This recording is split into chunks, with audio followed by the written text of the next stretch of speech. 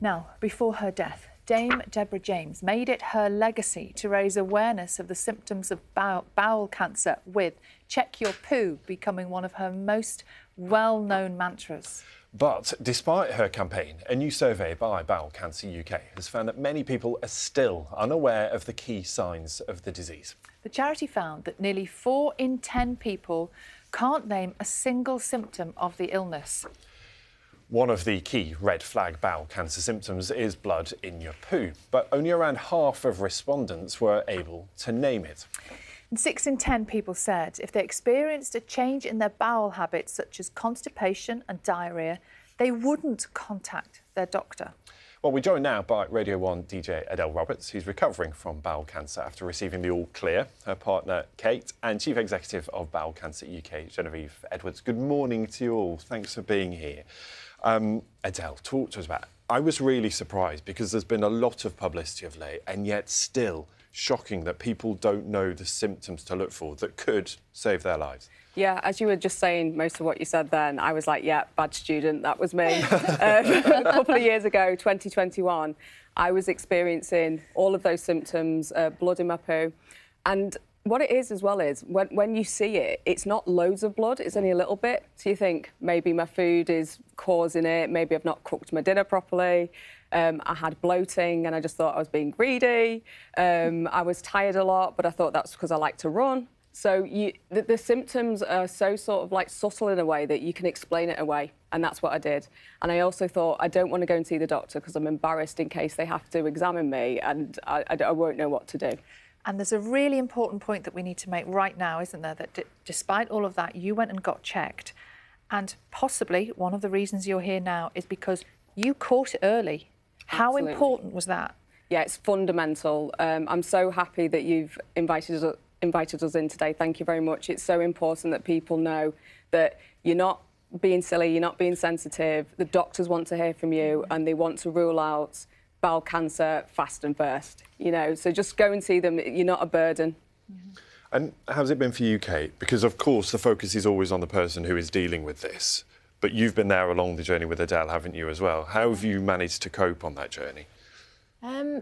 Yeah, it is hard, but I think it's quite weird saying that, and it took me a while to learn that it was OK to say that it was hard as well. So I think, you know, if anyone's watching this and they're supporting somebody that they love through something like this, just know that it's OK to ask for help yourself, and, you know, it's OK for you not to be all right as well. What help did you need?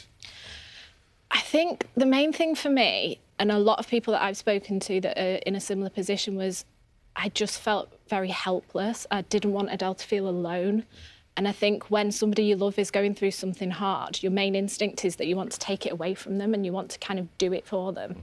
And with something like cancer, it initially feels like you know, you can't do that. But I think what I found really helpful was finding those bits that I could share with Adele, so I could go to all her appointments with her, learn about, she has an ileostomy, learn about that.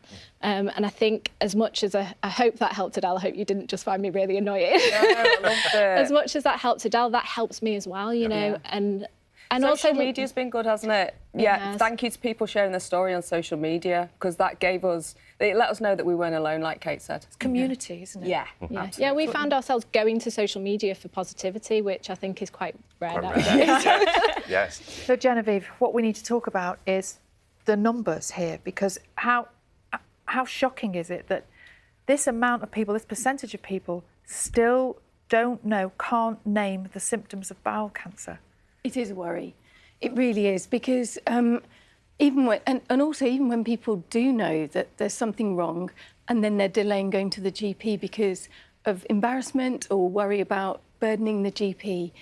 And we really need to change that, because if bowel cancer is diagnosed at the earliest stages, pretty much everyone will survive that. The reason, Say that again. If it's diagnosed at stage 1, about 97% of people will survive that. So that's what people who are afraid need to really hear, don't they? Yes, and it's, you know, and it kills almost more people than any other cancer in the UK because people are diagnosed late, and we can change that. You know, if we can get people to recognise those symptoms and go and see the GP, we can change that and save thousands of lives a year. So, you know, it's so wonderful that we're having this conversation this morning and we're getting that awareness. And maybe if anybody here is, you know, at home thinking, oh, I have been worrying about that, something doesn't feel quite right, maybe I'll go and see my GP, because they've heard it all before. There's nothing to be embarrassed about. It's just the bit of your body that digests your food.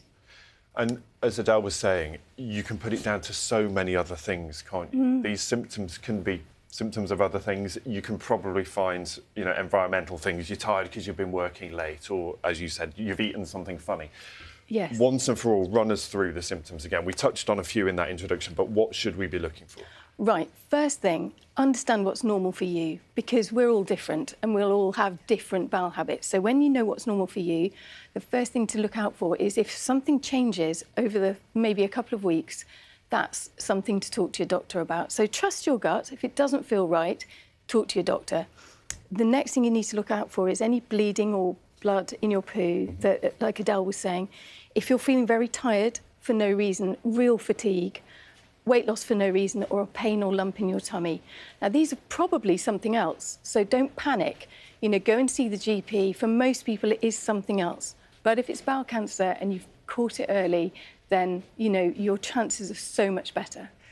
Adele, how are you now? I know you've recently had more treatment, haven't you? So where are you up to?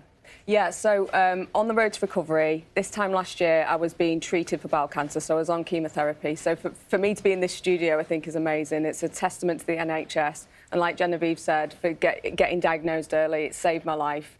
And also, in a couple of weeks, hopefully, I'll be running the London Marathon.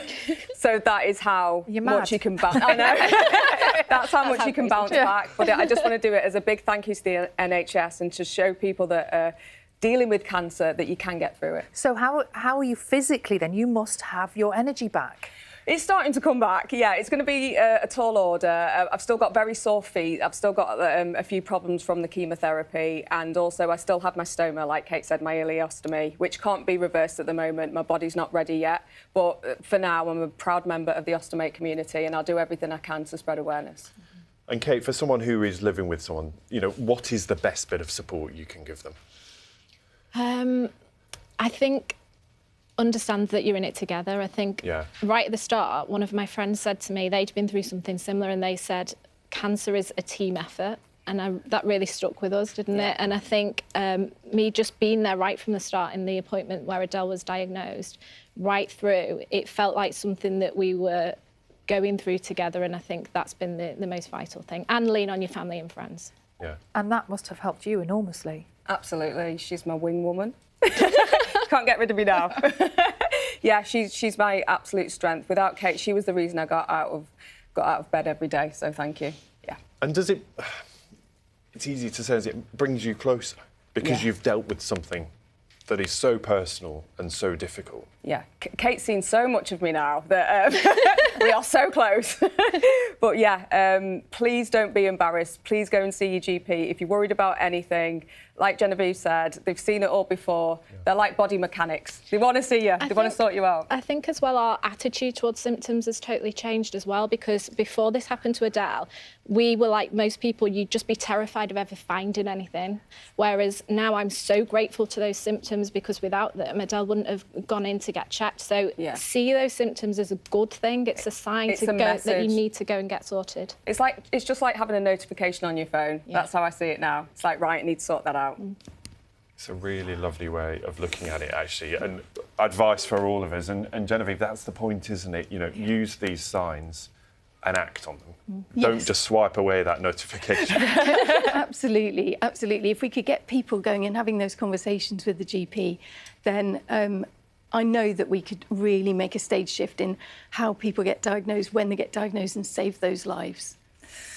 Genevieve, Adele, Kate, thank you all you. so much for coming, and we wish you the very best of luck with the run. Good luck. It is just approaching 26 minutes past 8.